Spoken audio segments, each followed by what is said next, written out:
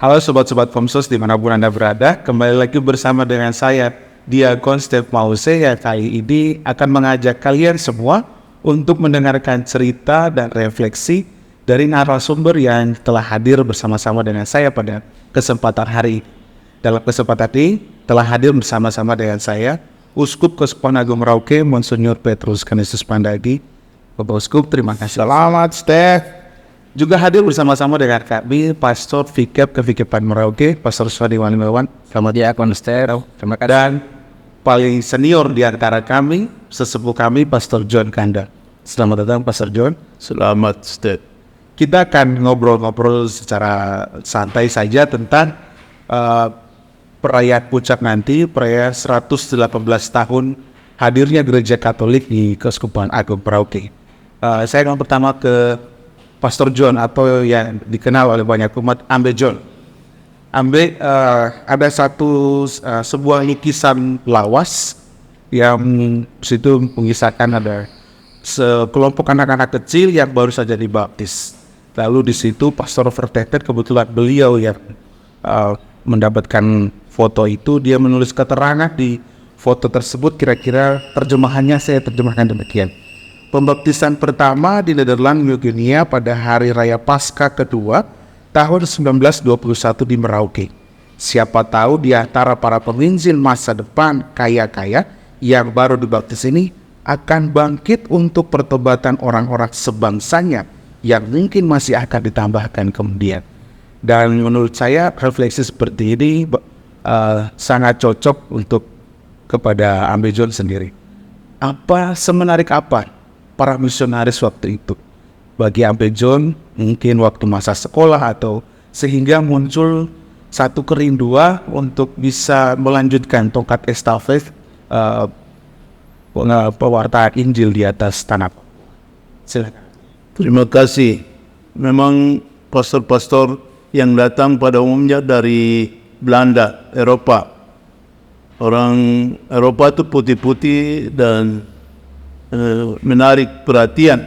Mereka datang dengan jubah, dan kebetulan itu pastor-pastor MSC yang datang pada saat itu dan menyebar hampir seluruh di wilayah Papua Selatan, termasuk sampai dengan di Midip Tanah, di tempat saya lahir dan besar. Dan saya masih kecil, jadi saya lihat pastor-pastor MSC waktu itu. Pastor Anton Ferage datang dengan janggut dan jubah, dan menarik karena mereka mengunjungi kami dari rumah ke rumah datang, dan itu saya merasa tertarik. Saya juga suka seperti yang ini mau jadi pastor, tapi itu masih kecil. Saya tertarik karena mereka datang ketemu dengan sapa, dengan ramah, membuat kami senang. Mama-mama yang pada saat itu juga merasa senang, sukacita karena pastor datang berkunjung. Tapi habis itu sudah saya tertarik dan saya menjadi misdinat. Dari situ sudah. Setelah misdinat itu mau hujan ke panas pasti saya datang di gereja. Selesai misalnya ini ibadat salve sore, lalu Midip Tanah itu terkenal dengan curug hujan yang tinggi. Itu hujan disiram itu selesai sembahyang. Rumah kami dari pastoran ke Ogatas, jauh, itu ada 2 kilo. Tapi sudah hujan-hujan itu selesai sembahyang, langsung hujan, lari hujan-hujan sampai di rumah. Di rumah bapak mama yang ada, mereka memang gelisah, tapi mereka tidak marah saya karena saya pulang dari gereja.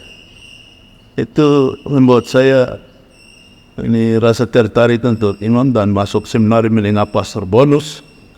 Dan dari sana ada beberapa teman yang masuk. Kebanyakan di seminari itu yang masuk itu dari Bovendigul, Kimam, dari AWU 1, dari GP 1, dari Kota Merauke juga masuk, tapi mereka cepat keluar dari seminari.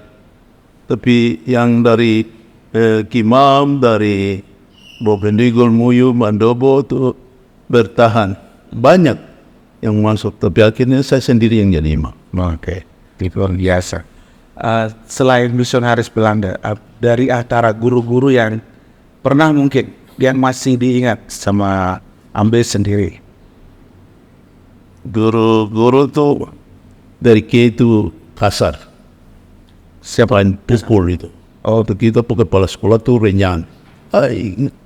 Itu paling habot untuk kasar sekali. Dan begitu selain Bapak Renyan ini selain tegas, tapi istrinya suka datang campur urusan di sekolah. Mungkin dia datang marah dia ke suami karena tidak tahu apa. Dia datang marah-marah, kita bubar. Istri datang ambil urusan sekolah lagi. Ya. Tapi sudah Renyan antar istrinya pulang ke masuk lagi begitu. Terus selain itu guru-guru Jawa. Kita punya kepala sekolah waktu itu guru Bonifacius Hermoyo dari Jawa. Dia setelah saya tamat saya ke Jawa, saya cari dia tapi tidak ketemu. Ini dia sudah meninggal kan. Tuh guru dia. Kita ada satu ibu guru juga yaitu guru-guru Trikora. Ibu guru datang, dia cantik, menarik, tapi rambut panjang. Dia piara rambut itu sampai di mata kaki, rambut panjang sekali. Jadi kami tahu saja itu dia tuh berubah dari kuntilanak dari pohon beringin yang ada tuh, dia ada di situ. Jadi kita hanya biasa lihat rambut saya, rambut panjang ini, tapi kuntilanak kita takut ya. Tapi dia mengajar baik. Itu guru-guru yang dan guru-guru yang lain yang saya ketemu waktu di SPG, waktu di SMP Seminari, Pak Sayoto, terus Pak Batak satu, kita guru seminari, guru bahasa Indonesia, namanya Siotan. Ini selalu tiap siang itu nyanyi cerita Sibodogol, Sibodogin, tapi dan lagu Otau Toba. Otau Toba, Sasudena Nasabang. So sama siapa ternasekan? Itu ada artinya. Ini Otau Toba terkenal di segala bangsa. Sasudena Nasabang. Baik, terima kasih Ambe. Oke, kita lanjut ke narasumber yang berikut, Bapak Uskup. Silahkan. Akhir-akhir ini umat banyak membicarakan tentang sesuatu yang mereka lihat dan rasakan secara kasat mata. Mulai dari bangunan yang bangunan kantor, kemudian bangunan seminari, dan beberapa di daerah lain, di kefikipan yang lain. Tapi satu hal yang mungkin umat kita belum tahu dan belum paham dengan baik, apa yang sebenarnya menjadi refleksi Bapak Uskup tentang bangunan fisik ini, khususnya dalam konteks kita merayakan perayaan 118 tahun gereja yang Bapak Uskup refleksikan itu seperti apa? Jadi ya seperti gedung gereja, bangunan itu hanya sebenarnya batu-batu saja yang tersusun dan jadi bangunan. Jadi sepertinya bangunan apa artinya? Tetapi hal yang lebih penting bahwa bangunan melambangkan sesuatu. Bangunan ini melambangkan gereja Papua Selatan, gereja Keuskupan Agung Merauke. Seperti bangunan ini kokoh, maka gereja di sini harus kokoh juga. Tidak gampang hancur, tidak gampang roboh, ya harus kokoh. Nah, supaya kokoh, maka gereja di Keuskupan Agung Merauke harus berlandaskan Kristus. Moto saya, nil nisi Kristus, tidak ada lain kecuali Kristus. Baru gereja persekutuan beriman kokoh. Imam-imam juga akan kokoh kalau mereka dekat dengan Kristus. Tetapi kalau mereka cuma sibuk dengan jabatan, ya, menjadi pejabat-pejabat, ya, dan seterusnya, omong kosong imam-imam begini. Harus dekat dengan Kristus. Karena fondasi dari gereja adalah Kristus, bukan imam-imam. Imam-imam cuma pelayan Kristus. Kita cuma ikut Kristus. Jadi supaya kuat, katakan, gereja Keuskupan Agung Merauke, imam-imamnya harus dekat dengan Kristus, rajin berdoa, selalu misa setiap hari, dan pokoknya melaksanakan ibadah-ibadah. Baru kuat dan akhirnya akan dekat dengan umat, dekat dengan sesama imam, dekat juga dengan pemerintah, pokoknya dengan semua orang. Itu baru dia kuat. Jadi kembali kepada Kristus.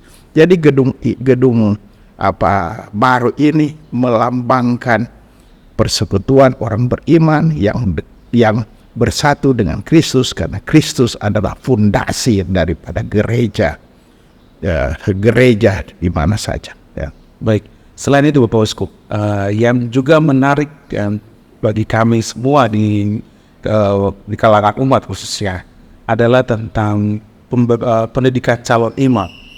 Kita tahu sekarang di seminari menengah ada 95 siswa, kemudian di KPA ada 11 orang, di tahun rohani ada 30 orang, dan di seminari Duta Damai Jayapura ada 40 seminar. Apa imajinasi Bapak Uskup tentang? Ya, bagi saya sebuah keuskupan tanpa imam-imam tidak akan maju. Ya, secara khusus saya bilang imam-imam projo tidak akan maju, karena imam-imam seperti saya katakan, mereka adalah ya wakil seperti juga uskup, wakil Kristus yang memimpin, menggembalakan. Kalau tidak ada gembala-gembala, bagaimana mau jadi ini Keuskupan Agung Merauke ini? Perlu gembala-gembala, dan gembala-gembala itu harus berkualitas, bukan gembala sembarangan saja ya. Rambut ya ikat sana ikat sini, celana kesana kemari dan sebagainya, jalan kemana-mana. Imam yang berkualitas, yakni imam yang dekat dengan Kristus, imam yang dekat dengan uskup, dekat dengan umat dan sesama itu. Jadi imam-imam memang harus bersaudara dan kuat. Jangan lari-lari ya, seolah-olah dia paling hebat di dunia ini. Nah, supaya mendapatkan imam-imam yang berkualitas, maka harus ada seminari. Karena hanya lewat seminari kita bisa ciptakan imam. Karena itu sejak saya menjadi uskup di Ambon, sekarang di sini, yang pertama saya buat yakni membangun pendidikan di seminari. Ambon berhasil. Dari 6 imam projo, sekarang sudah lebih dari, waktu saya mulai sekarang sudah 100 lebih. Sehingga sekarang dari Maluku datang membantu berkarya di Papua Selatan ini. Terima kasih kepada Keuskupan Amboina yang saya pimpin selama 27 tahun. Jadi perlu seminari. Nah, karena itu di sini saya mulai dengan seminari. Ya.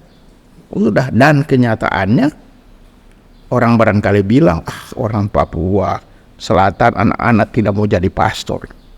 Ya, nyatanya luar biasa, ya. Luar biasa. Saya bangga sekarang. Anak-anak dari Kimam, anak-anak dari Kepi, anak-anak dari Bovendikul, dari Tanah Merah, anak-anak dari Wendur, dari mana saja suka menjadi katakan pastor, ya. Itu luar biasa ya. Karena itu harus ada pembangunan-pembangunan yang dibuat, dan juga terima kasih juga kepada umat yang suka membantu ini pendidikan seminar. Terima kasih kepada pemerintah juga yang suka membantu pendidikan seminar. Karena lewat pendidikan ini Gereja Keuskupan Agung Merauke punya masa depan. Pasti dalam 10 tahun akan pertama kurang lebih 30 imam baru atau 20 imam baru. Itu luar biasa ya. Ada juga tahun rohani yang mendukung kehadiran dari para imam ya. Baik Bapak Uskup, ada satu pertanyaan nakal ini. Nakal boleh juga, asal jangan terlalu nakal. Baik Bapak Uskup, perayaan 118 tahun hadirnya Gereja Katolik di Papua Selatan ini mengangkat tema tentang berjalan bersama, mewujudkan kasih dan semangat persaudaraan.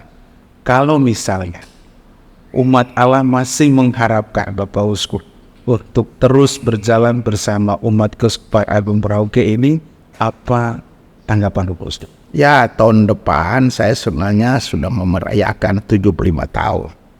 Dan umur 75 tahun adalah umur di mana setiap uskup harus menulis surat kepada paus untuk berhenti, untuk menarik diri, menulis saja kepada paus. Terserah paus mau izinkan atau tidak, tetapi pada umur 75 tahun harus menulis surat pengunduran diri. Dan saya sudah tentu harus buat surat pengunduran diri. Ya, wajib ya. Tidak ada yang bisa mengatakan tidak boleh, mesti wajib. Dan sesudah itu terserah daripada paus sendiri. Ya. Seperti saya pindah dari Maluku sesudah 27 tahun berkarya di sana, dan dalam umur yang sudah tua dengan kesehatan juga yang tidak prima lagi, saya datang di sini, melayani di sini.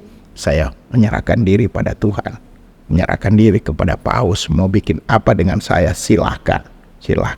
Tapi 75 tahun tahun depan saya harus tulis surat kepada paus. Terserah dari paus mau hentikan, atau mungkin bagus juga barangkali ada pastor-pastor yang tidak suka dengan saya, umat yang tidak suka dengan saya, coba juga tulis surat kepada duta besar atau paus bahwa kami tidak suka dengan Uskup Mandaga. Itu mempercepat juga saya berhenti. Ya, itu ya.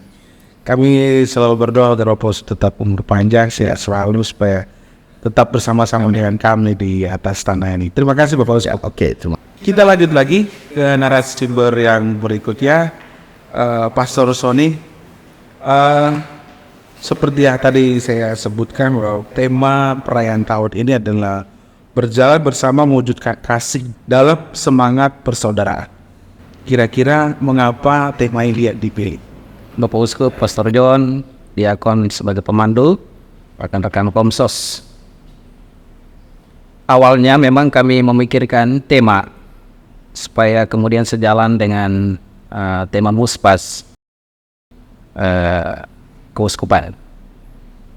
Tapi lalu kemudian dalam konsultasi dengan Bapak Uskup via telepon, Bapak Uskup menawarkan, baiklah kalau kemudian mesti berjalan bersama mewujudkan kasih dalam semangat persaudaraan.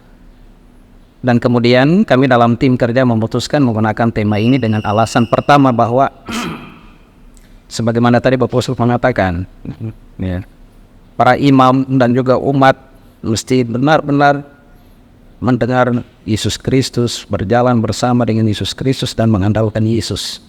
Dan semangat kasih dari Yesus itulah yang kemudian membuat segala sesuatu menjadi baru.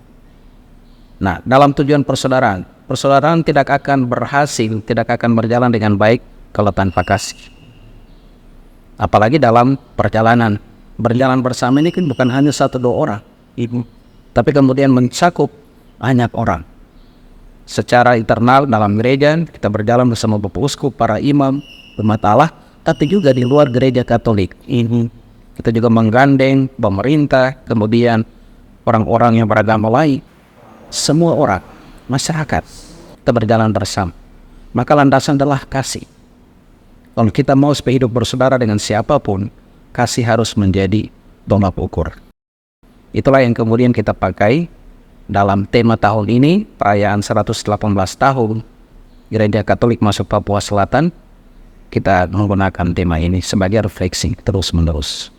Kurang lebih begitu. Baik, terima kasih Pastor.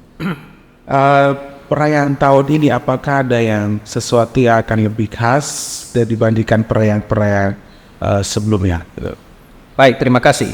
Di tempat pertama saya mesti menyampaikan terima kasih banyak pada Bapak Uskup.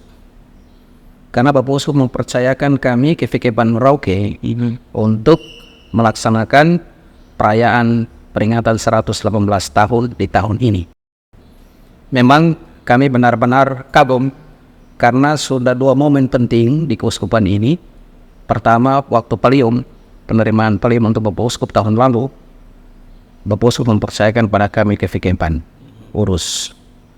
Kemudian yang kedua adalah pemberkatan dan peresmian kantor Keuskupan yang baru. Ini Bapak Uskup juga mempercayakan kepada kami kefikiran, dan puji Tuhan semua berjalan dengan baik. Dan kali ini pada bulan Juni lalu dalam rapat Puria tanggal 7, Bapak Uskup meminta supaya kemudian perayaan tahun ini dilaksanakan lagi di Kefikipan Merauke, tepatnya di Patung Hati Kudus. Dan kami merasa bahwa ini kepercayaan luar biasa yang diberikan Bapak Uskup kepada kami. Karena apa? Itulah sebetulnya gereja lokal. Bapak Uskup dalam kemendarian ini memang meminta kami untuk selalu berusaha berjuang menjadi ciri khas gereja lokal, gereja mandiri. Harus bertanggung jawab. Jangan hanya kemudian menunggu, kemudian atau meminta sana sini. Harus berjuang. Dan ini kemudian semangat ini yang ditanamkan di Kefikipan Merauke, dan kami siap untuk merayakannya secara berbeda dari tahun-tahun sebelumnya. Memang setiap tahun ada perayaan, tetapi perayaan itu pada tingkat keuskupan.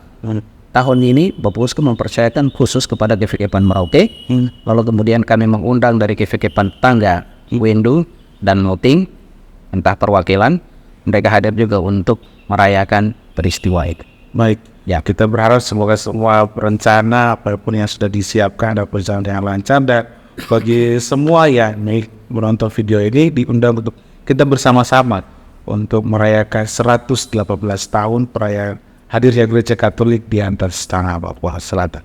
Terima kasih Pastor. Berbicara tentang 118 tahun hadirnya Gereja Katolik di atas tanah Papua Selatan ini ada berkaitan erat dengan tentang sejarah, dan banyak orang muda kita yang mungkin masih kurang begitu peduli dengan sejarah ini. Bagaimana atau tanggapan dari para pastor dan Bapak Uskup sendiri?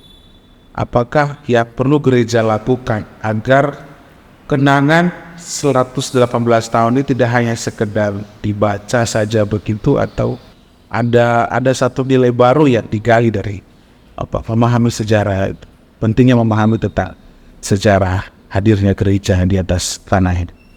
Mungkin saya dari Bapak Uskup.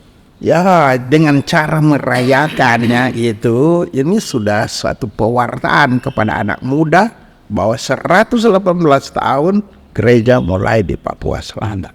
Karena itu perayaan ini dibuat dengan sebaik-baiknya.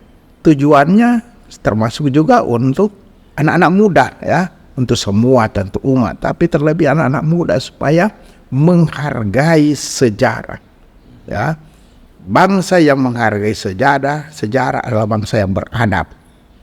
Termasuk juga gereja yang menghargai sejarah, itulah gereja Kristus, karena tidak mungkin gereja ada sekarang tanpa sejarah masa lalu, dan tidak mungkin ada masa depan tanpa sejarah masa lalu sekarang kan. Jadi harus menghargai sejarah.